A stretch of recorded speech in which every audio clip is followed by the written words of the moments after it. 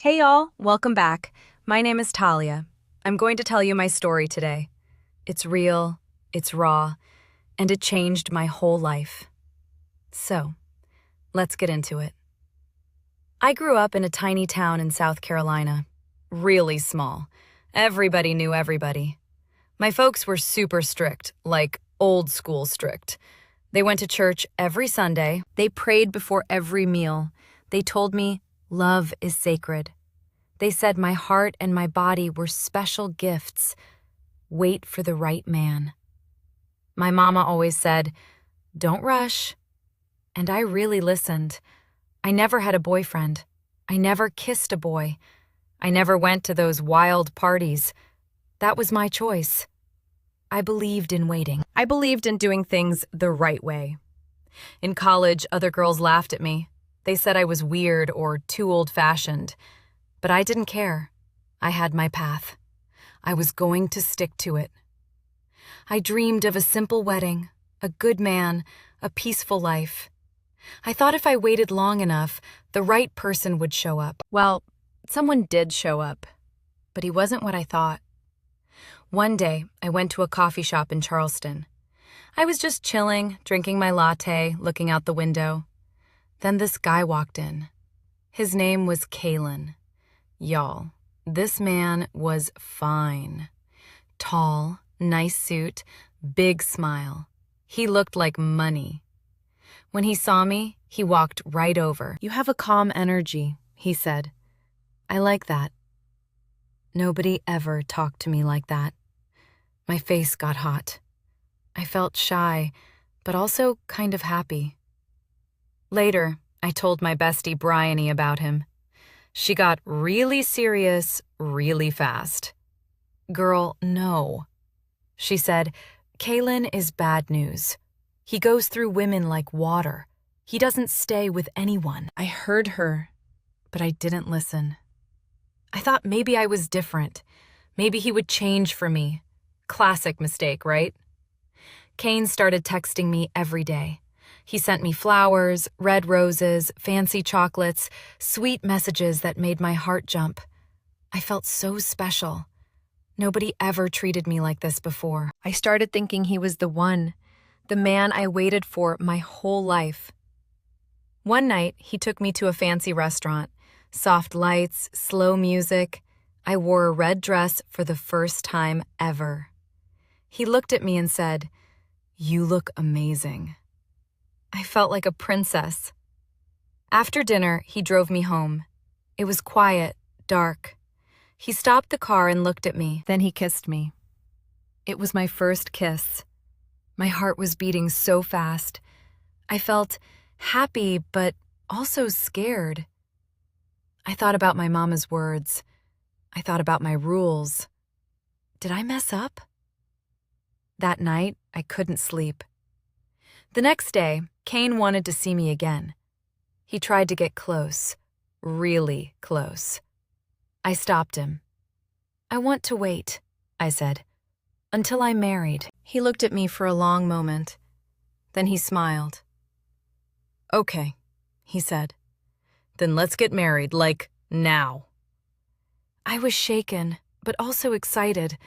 I thought my dream was finally coming true. 1 week later, we flew to Las Vegas. Kane said he had worked there. He said we could get married fast. No waiting, no big wedding, just us. Vegas was loud, bright, crazy. I felt small and nervous, but Kane held my hand. I trusted him. I wore a plain white dress, nothing fancy. We found a little chapel. No guests, no family, no music. Just a man reading some words. We said our vows. He kissed me, and just like that, I was married. I thought my new life was starting. I was wrong. That night, everything changed. We went to a hotel. I expected love. I expected warmth. But Kalen was different. Cold, quiet. He grabbed a drink and went to the other room. He stayed on his phone for hours. I sat on the bed, alone in my wedding dress, staring at the city lights. Something felt off. really off. I told myself, he's just tired. Tomorrow will be better. It wasn't. The next morning, Kane left the room. No goodbye, no text, nothing. I waited 1 hour, 2 hours, 5 hours. Then he came back. His face was hard. His eyes were empty. He looked at me and said, "I want a divorce." I couldn't breathe. I thought it was a joke, but he wasn't laughing. He said, "You're too simple.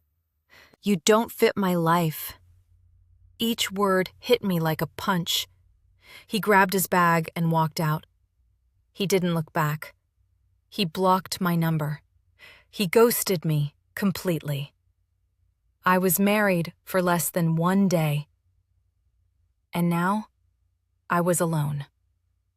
Going home was the worst. I thought my parents would hold me, comfort me, but they didn't. They were mad. They said I brought shame to the family. They couldn't even look at me. The one place I thought was safe. It wasn't. Then Bryony called. She didn't say, "I told you so." She just said, "Come stay with me. We'll figure it out." I packed my stuff and left. I moved to the city. I got a job at a small bookstore. Quiet, calm, just what I needed. I was broken, but I was trying. One afternoon, I saw a magazine at work. Kalen's face was on the cover. He wasn't just some rich guy. He was a billionaire. Big companies, fancy parties, the whole deal. And me? I was just a joke to him. A game. That's when something clicked inside me. I was done being sad. I was done being the victim. I found a lawyer, a good one. He believed my story. We filed a case against Kalen. Kane tried to scare me. He called me. He laughed at me. He said I would lose. But I didn't back down. When we went to court, I walked in with my head high. The judge heard everything. He saw the truth.